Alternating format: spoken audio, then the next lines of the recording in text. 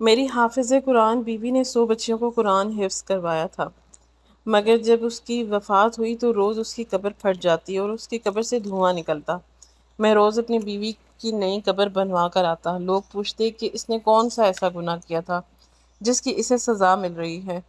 میں نے اپنی ساس اور سالی سے پوچھا تو میری سالی روتے ہوئے مجھے اپنے کمرے میں لے گئی اور کمرے کا دروازہ بند کر کے اس نے مجھے ایک ایسی چیز دکھائی کہ میرا کلیجہ پھٹ گیا، کیونکہ میری شادی کو 6 سال گزر گئے تھے اور میری بیوی نہایت خوبصورت اور نیک سیرت تھی۔ ان 6 سالوں کی رفاقت میں اس نے مجھے کبھی کوئی شکایت کا موقع نہیں دیا تھا۔ میری بیوی حافظ قرآن تھی اور شادی سے پہلے اس نے 100 بچیوں کو قرآن مجید حفظ کروایا تھا، جس کی وجہ سے مجھے ہر وقت یہی سوچ کر خوشی ہوتی تھی کہ میری بیوی کی صرف دنیا ہی نہیں بلکہ آخرت بھی آسان ہوگی اور وہ یقیناً میرے بچوں کی بھی اچھی تربیت کرے گی۔ ہم دونوں میاں بیوی کو بچوں کا بہت شوق تھا، مگر شادی کو اتنا وقت گزر جانے کے بعد بھی ہماری اولاد نہیں ہوئی تھی۔ اب میں مایوس سا ہونے لگ گیا تھا، اور ایسے موقع پر عموماً لڑکیاں سب سے پہلے نا امید اور دل برداشتہ ہونے لگتی ہیں، مگر میری بیوی اپنی اداسی ظاہر نہیں کرتی تھی اور صرف صبر سے وقت گزار رہی تھی۔ پھر شادی کے اتنے سالوں بعد اللہ کو میری بیوی کا صبر پسند آ ہی گیا تھا اور ہمیں اولاد کی خوشخبری ملی تھی۔ میں ان دنوں بہت خوش تھا اور اپنی بیوی کا بہت زیادہ خیال رکھتا تھا، کیونکہ ڈاکٹر کا کہنا تھا کہ میری بیوی کو بہت زیادہ احتیاط کی ضرورت ہے۔ میرا بس نہیں چلتا تھا کہ میں اپنی بیوی کو بستر سے نیچے نہ اترنے دوں۔ ہماری بہت زیادہ احتیاط اور دعاؤں کے باعث اللہ تعالیٰ نے ہمیں صحت مند اور پیارا سا بچہ دیا تھا، مگر بچہ پیدا ہوتے ہی میری بیوی کی طبیعت ایک دم خراب ہو گئی۔ میں نے ایسا تو بالکل نہیں سوچا تھا کہ بچہ ہوتے ہی بیوی کھو دوں۔ اپنی بیوی کی طبیعت کا سن کر میں نے اللہ سے اس کی زندگی کی بہت دعائیں مانگی، مگر میری دعائیں رد ہو گئیں اور میری بیوی اللہ کو پیاری ہو گئی۔ میں غم سے بے حال ہو رہا تھا۔ سب جاننے والے میرے لیے افسوس کا اظہار کر رہے تھے اور میں غم زدہ سا ایک کونے میں بیٹھا ہوا تھا۔ جب غسل وغیرہ دے کر تدفین کے لیے ہم قبرستان پہنچے تو آسمان پر بالکل سیاہ بادل پھیلا ہوا تھا اور دن کے وقت بھی ایسا لگ رہا تھا جیسے رات ہو گئی ہو۔ جو ہی میری بیوی کو دفن کیا گیا، نہایت تیز بارش شروع ہو گئی اور ایسی طوفانی ہوائیں چلنے لگی کہ سب حیران رہ۔ بیوی کو دفن کرنے کے بعد ہم سب اپنے اپنے گھروں کو پہنچے تھے۔ مجھے ایسا لگ رہا تھا جیسے موسم بھی میرے ساتھ میری بیوی کی موت کا غم منا رہا ہو۔ رات دیر تک تیز طوفانی جھکڑ چلتا رہا۔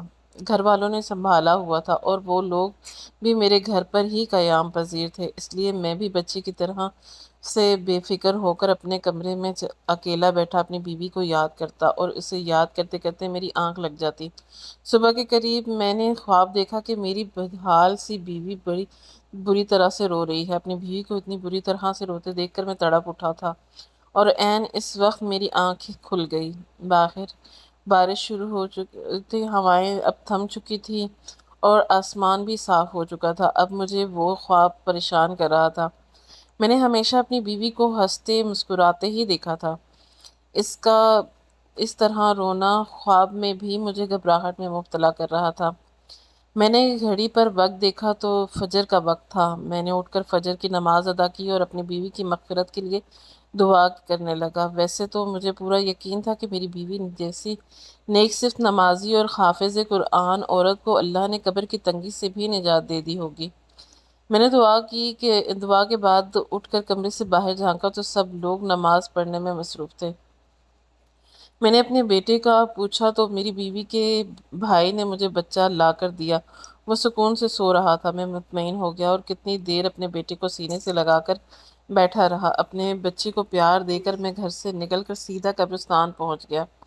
میں اپنی بیوی کے لیے قرآن پڑھنا چاہ رہا تھا اور کچھ رات والے طوفان کے بعد میں اس کی قبر کی حالت کا بھی اندازہ لگانا چاہ رہا تھا۔ میں قبرستان پہنچ کر اپنی بیوی کی قبر کے پاس بیٹھا تو اس کی قبر کی حالت دیکھ کر میرے رونگٹے کھڑے ہو گئے۔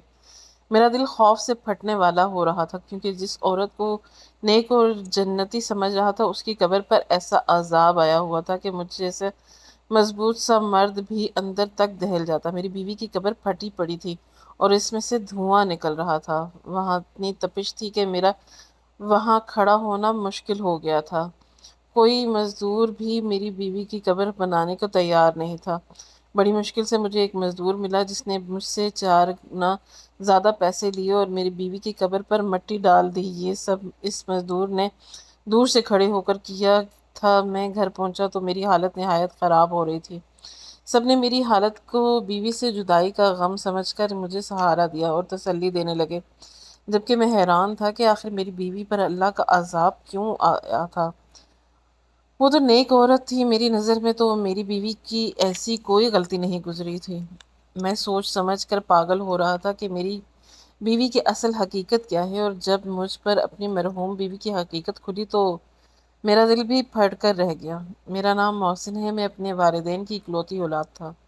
ہمارے گھر میں کل 4 افراد رہتے تھے، میرے ماں باپ اور میری بیوہ پھپھو جو میری دوسری ماں جیسی تھی۔ میں جب کالج میں پڑھتا تھا تب میری والدہ کا انتقال ہو گیا اور ہم 3 لوگ باقی رہ گئے تھے۔ ماں کو کھونے کا غم مجھ پر پھر بھی بہت بھاری ثابت ہوا تھا۔ میری ماں بہت نیک عورت تھی۔ مجھے میری پھپھو اور میرے ابا نے میری ماں کا غم بھلانے کے لیے بہت سہارا دیا اور ہر وقت میرے ساتھ لگے رہتے تھے۔ وہ دونوں کوشش کرتے تھے کہ مجھے اکیلا نہ ہونے دیں۔ میں ہمیشہ سے ہی ان کی توجہ کا واحد مرکز رہا تھا۔ میں بھی کچھ عرصہ بعد سنبھل گیا اور دوبارہ سے اپنی تعلیم کا سلسلہ شروع کر دیا۔ میں پڑھائی سے فارغ ہوا تو ابا اور پھپھو کو میری شادی کا شوق ستانے لگا۔ میں نے حامی بھری تو زور و شور سے میرے لیے لڑکی کی تلاش شروع کر دی گئی۔ تب میری پھپھو کو اپنے مرحوم شوہر کے خاندان میں ایک لڑکی کا خیال آیا جس سے پھپھو کا اب بھی ملنا جلنا رہتا تھا۔ انہوں نے ہمیں بتایا کہ وہ لڑکی کم عمر ہے اور بہت سنجیدہ اور نیک تھی۔ اس کے والدین نہیں تھے اور وہ 2 بہنیں تھیں اور صرف ایک چھوٹا بھائی تھا۔ اس نے بہت بہادری سے حالات کا مقابلہ کیا تھا اور اپنے دونوں بہن بھائیوں کو اکیلے پالا، حالانکہ وہ خود بھی بہت بڑی نمازی اور حافظ قرآن تھی۔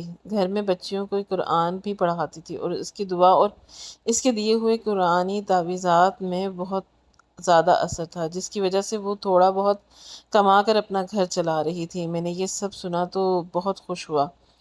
میں نے اسے دیکھے بنا ہی اس کے لیے حامی بھر لی اور پھپھو نے پہلی فرصت میں ہی اس کے خاندان کے بڑوں سے مشورہ کر کے میرا رشتہ اس لڑکی سے طے کر دیا اور جلد ہی شادی بھی طے ہو گئی۔ میرا رشتہ طے ہوا تو میری بیوی نے یہی شرط رکھوائی کہ وہ بعد میں بھی اپنی بہن کی شادی ہونے تک اور بھائی کی تعلیم پوری ہونے تک ان دونوں کی مالی امداد کرتی رہے گی۔ مجھے اس بات سے کوئی اعتراض نہیں تھا، بلکہ میں نے سوچ لیا تھا کہ اگر مجھ سے بھی کوئی مدد ہو سکی تو کر دیا کروں گا۔ رشتہ طے ہونے کے بعد ہماری شادی کر دی گئی۔ میں نے اپنی بیوی کو دیکھا تو اس کا اسیر ہو گیا۔ وہ نہ صرف اچھی سیرت کی مالک تھی بلکہ بہت خوبصورت بھی تھی۔ اس کے ساتھ چند دن رہ کر ہی میں اس کے بہت قریب ہو گیا تھا۔ وہ ہمیشہ دوسروں کی مدد کرنے کو تیار رہتی تھی۔ میری بیوی عین میری پھپھو کی بتائی باتوں جیسی ہی تھی۔ اس نے کبھی مجھے کوئی پریشانی نہیں دی تھی اور میرے آرام و سکون کا بھی خیال رکھتی تھی۔ ہمارے گھر میں خوشحالی اور سکون تھا، بس صرف اولاد کی کمی تھی جو مجھے محسوس تو بہت زیادہ ہوتی تھی، مگر اپنی بیوی کے صبر سے مجھے بہت سہارا ملا تھا۔ ہماری شادی کے تیسرے سال ہی میرے ابا وفات پا گئے تھے۔ میرے ابا کی وفات اور اپنی بے اولادی نے مجھے کچھ زیادہ بے سکون کر دیا تھا۔ میرے اندر صبر اور شکر تھا۔ ایسے میں میری بیوی تھی جو مجھے ہر وقت اللہ کی مہربانیاں اور نعمتیں یاد دلاتی تھی۔ وہ مجھے صبر کی تلقین کرتی تھی۔ میں حیران تھا کہ وہ ایک لڑکی ہو کر بھی مجھے حوصلہ دیا کرتی ہے، حالانکہ ہمارے خاندان والوں نے ہمارا جینا مشکل کر دیا تھا کہ ہماری اولاد کیوں نہیں ہو رہی، اور میری پھپھو تو اٹھتے بیٹھتے ٹھنڈی آہیں بھرنے لگتی تھیں اور میری بیوی کو باتیں سنانے لگتی تھیں، یوں جیسے یہ سب میری بیوی کے ہاتھ میں ہو۔ میں اپنی پھپھو کو سمجھا سمجھا کر تھک چکا تھا، الٹا وہ ہم دونوں سے ہی لڑنے لگتی تھیں کہ ہمیں علاج کروانا چاہیے تاکہ ہماری اولاد ہو سکے۔ اسی پریشانی کے وقت گرتا چلا گیا۔ جب ہماری شادی کو 6 سال ہونے والے تھے تب ہمیں اولاد کی خوشخبری مل گئی۔ ہم تینوں جیسے پھر سے جی اٹھے تھے۔ میں نے اور پھپھو نے میری بیوی کا خیال بھی بہت رکھا اور بہت احتیاط کی تھی۔ میرا بیٹا ٹھیک ٹھاک اور صحت مند پیدا ہوا تھا، لیکن میری بیوی کی طبیعت بگڑ گئی تھی اور وہ موت کے منہ میں چلی گئی تھی۔ یہ سب بہت اچانک ہوا تھا اور میں اس صدمے کے لیے بالکل تیار نہیں تھا۔ اپنے بچے کی تربیت کے حوالے سے میں نے اور میری بیوی نے مستقبل کے بہت منصوبے بنائے ہوئے تھے، مگر موت کسی کے ارادوں اور مرضی کے محتاج نہیں ہوتی۔ جس کا جب وقت آ جائے اسے اللہ اس کے پاس لوٹ جانا پڑتا ہے۔ مگر اپنی بیوی کی قبر کی ابتر حالت اور اس پر آیا عذاب مجھے دھچکا پہنچا گیا تھا۔ ہر مشکل حال میں بھی میں نے اپنی بیوی کو صابر و شابر دیکھا تھا۔ مجھے ڈھونڈنے سے بھی کوئی حامی نظر نہیں آتی تھی۔ میں اتنا تو جانتا تھا کہ اللہ نا انصاف نہیں ہے۔ ایسا تو ہو ہی نہیں سکتا کہ میری بیوی کے حقیقی اعمال سے اللہ ناواقف ہو۔ مجھے حیرت اور صدمہ تھا کہ میں اتنا عرصہ اپنی بیوی کے ساتھ رہ کر بھی اسے جان نہیں پایا۔ مجھے دکھ یہ بھی تھا کہ اگر میری بیوی کوئی گناہ کر بھی رہی تھی تو کاش مجھے پہلے پتہ چل جاتا تاکہ میں اس کی گناہ سے روک لیتا اور اس عذاب سے بچا لیتا۔ میں پچھتاوے میں مبتلا تھا۔ گھر میں ان دنوں کیا چل رہا تھا اور میرا بیٹا راتوں کے وقت کون سنبھال رہا تھا مجھے کچھ خبر نہیں تھی۔ میں بس اپنی مرحوم بیوی کے لیے بے چین رہتا تھا اور اللہ سے اس کی مغفرت کی دعا کرتا تھا۔ ایک روز پھپھو اچانک میرے پاس آئیں اور سنجیدگی سے بولی کہ انہیں مجھ سے ضروری بات کرنی ہے۔ میری پھپھو نے مجھ سے جو بات کی وہ ایک دم غصہ دلا گئی۔ میری بیوی کو مرے ابھی بمشکل 20-21 روز ہوئے تھے کہ میری پھپھو میری دوسری شادی کرنا چاہ رہی تھی۔ میں پھپھو سے ناراض ہونے لگا کہ انہیں میری مرحوم بیوی کا احترام کرنا چاہیے تھا اور کم سے کم اتنی جلدی مجھ سے شادی کی بات تو نہیں کرنی چاہیے تھی، جبکہ میں ابھی صدمے میں تھا۔ پھپھو نے تحمل سے میری بات ناراضگی دیکھی اور پھر مجھ سے کہنے لگیں کہ وہ بوڑھی ہو گئی ہیں، اس لیے مجھے یا میرے بیٹے کو نہیں سنبھال سکتی۔ انہیں بھی میری بیوی کی موت کا دکھ تھا۔ جب میں نے پھپھو کی ان باتوں کا کوئی بھی اثر نہ لیا تو پھپھو نے مجھ سے کہا کہ ٹھیک ہے، تم اپنا بیٹا خود سنبھال لو یا پھر اپنا بیٹا اسی کو دے دو جو اسے دن رات ماں کی طرح سنبھال رہی ہے۔ میں پھپھو کی بات پر حیران تھا۔ میرا بیٹا کون سنبھال رہا تھا؟ کیونکہ میرے اندازے کے مطابق تو میرے بیٹے کو پھپھو ہی سنبھال سکتی تھی، مگر جب میں نے یہی سوال پھپھو سے کیا تو ان کے جواب نے مجھے بالکل لاجواب کر دیا۔ پھپھو نے بتایا کہ میرا بیٹا اتنے روز سے میری مرحوم بیوی کی چھوٹی بہن سنبھال رہی تھی، پھر وہ چاہتی تھی کہ میں اپنی بیوی کی چھوٹی بہن سے نکاح کر لوں تاکہ میرے بیٹے کو ماں کا پیار ملتا رہے اور ہمارا گھر بھی سنبھلا رہے۔ میں پھپھو کی بات ماننے کو تیار نہیں رہا تھا۔ میں اپنی بیوی کی جگہ کسی کو نہیں دینے اپنی تیار نہیں تھا، مگر پھپھو کا دن بہ دن مجھ پر زور بڑھتا جا رہا تھا۔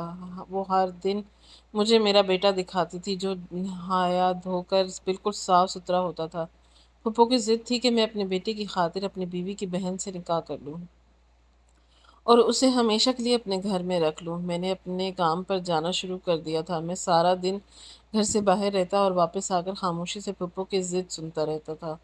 ایک روز پھپھو نے مجھے بتایا کہ میرا سالہ ملک سے باہر جا رہا ہے۔ میں چونک گیا۔ مجھے میری بیوی اپنی زندگی میں ہی بتا چکی تھی کہ اس کے بھائی کی تعلیم مکمل ہو چکی ہے اور وہ نوکری کے لیے ملک سے باہر جانا چاہتا ہے۔ میری بیوی کوشش میں تھی کہ اس کے بھائی کے لیے باہر جانے سے پہلے اس کی بہن کی شادی ہو جائے تاکہ وہ بعد میں اکیلی نہ رہ جائے، مگر اسے کوئی مناسب رشتہ نہیں مل رہا تھا۔ اب اپنی بیوی کے بھائی کے باہر جانے کا سن کر مجھے اس کی بہن کا خیال آیا۔ تب میں فکر مند ہو گیا۔ اب مجھے خیال آ رہا تھا کہ میں اگر مزید انکار کروں گا تو میری سالی میری بیٹی کو سنبھالنے کے چکر میں ساری عمر کے لیے کنواری بیٹھی رہ جائے گی یا پھر اس کی شادی کر دی جائے گی اور میرے بیٹے کو سنبھالنے والا کوئی نہیں رہے گا، کیونکہ پھپھو تو واقعی بیمار اور کمزور ہو گئی تھیں اور ان کی بینائی بھی کم ہوتی جا رہی تھی۔ میں سوچ سوچ کر پریشان ہونے لگا تھا اور تھک ہار کر میں نے اپنی پھپھو کو بات ماننے کا فیصلہ کر لیا تھا۔ ایک روز کام پر جانے سے پہلے پھپھو کو جواب دے دیا تھا کہ وہ جیسے چاہتی ہیں کر لیں، مجھے کوئی اعتراض نہیں ہے۔ میرے جواب نے میری پھپھو کو خوشی سے نہال کر دیا۔ میرے جاتے ہی شاید انہوں نے پیچھے تمام تیاریاں شروع کر دی تھی۔ میں جیسے ہی کام سے واپس آیا تو یہ دیکھ کر حیران رہ گیا کہ پھپھو نے میرے نکاح کی ساری تیاریاں مکمل کر رکھی ہیں۔ میں تو ویسے بھی اس بات کے لیے خود کو تیار کر چکا تھا۔ تبھی میں خاموشی سے نکاح خواں کے سامنے بیٹھ گیا اور اپنے بیٹے کی خاطر یہ نکاح کر لیا۔ نکاح کے بعد میں اداس تھا، اپنے کمرے میں بند ہو گیا تھا۔ مجھے پریشانی تھی کہ نہ جانے میری یہ دوسری بیوی اپنی بڑی بہن کی طرح سمجھدار اور خوش مزاج تھی یا نہیں، اور یہ بھی کہ نہ جانے وہ میرا گھر کیسے سنبھالے گی۔ مجھے نہیں لگتا تھا کہ جیسے میرا دل اپنی پہلی بیوی سے مطمئن تھا ویسے ہی دوسری بیوی سے بھی مطمئن ہو پاؤں گا۔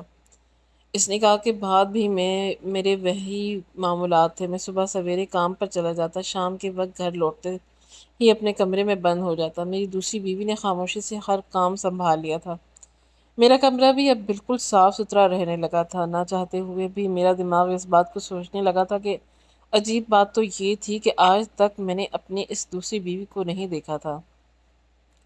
میں نہیں جانتا تھا کہ وہ کیسی لڑکی ہے، کیونکہ میری پہلی شادی پر بھی اس نے سے پردہ کیا تھا، کیونکہ میری بیوی دینی معاملات کی سب سے سمجھ رکھتی تھی، اس لیے اس نے اپنی بہن کو مجھ سے پردہ کروایا تھا، اور وہ پردہ آج اسی لڑکی سے نکاح ہونے کے بعد بھی قائم تھا۔ ایک روز میں کام سے جلدی واپس آیا تو اپنے کمرے میں دوسری بیوی کو دیکھ کر حیران رہ گیا۔ وہ اپنی بڑی بہن سے بہت زیادہ خوبصورت تھی، مگر ایسا نہیں تھا کہ میں اس کے حسن پرست تھا اور مجھے اس کا حسن متوجہ کر رہا تھا۔ مجھے جس بات سے نے اس کی طرف متوجہ کیا تھا وہ اس کے چہرے پر پھیلا سکون اور نرم تاثرات تھے۔ اسے دیکھ کر مجھے ایسا لگا تھا کہ جیسے وہ اپنی بہن کی موت سے بھی خوش اور مطمئن ہو۔ میں یہ بات سوچتے ہی عجیب کیفیت میں گر گیا تھا۔ میں نے اسے غصے سے دیکھتے ہوئے سوال کیا کہ وہ اتنی مطمئن کس بات پر ہے؟ میرا سوال یقیناً اس کے لیے عجیب اور غیر متوقع تھا۔ وہ حیرت اور پریشانی سے مجھے دیکھنے لگی تو میں نے مزید بولا کہ اسے اپنی بہن کی موت کا افسوس ہی نہیں ہے، الٹا وہ اس کی جگہ لے کر بھی اتنی خوش کیسے رہ سکتی ہے، جبکہ اس کی بہن کی جوانی میں موت کے منہ میں جا چکی تھی اور اس کی آخرت بھی جانے کیسی ہونے والی تھی، کیونکہ اس کی قبر میں یہ عذاب جھیلنا پڑ رہا تھا۔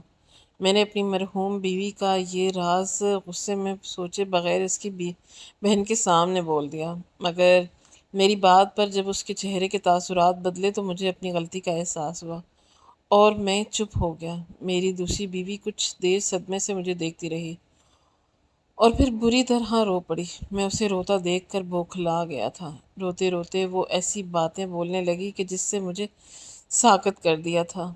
وہ بار بار کہہ رہی تھی کہ مجھے یہی خوف تھا کہ بڑی باجی سے اللہ تعالیٰ ناراض ہو جائے گا اور اسے سخت عذاب دے گا، مگر وہ میری سنتی ہی نہیں تھی۔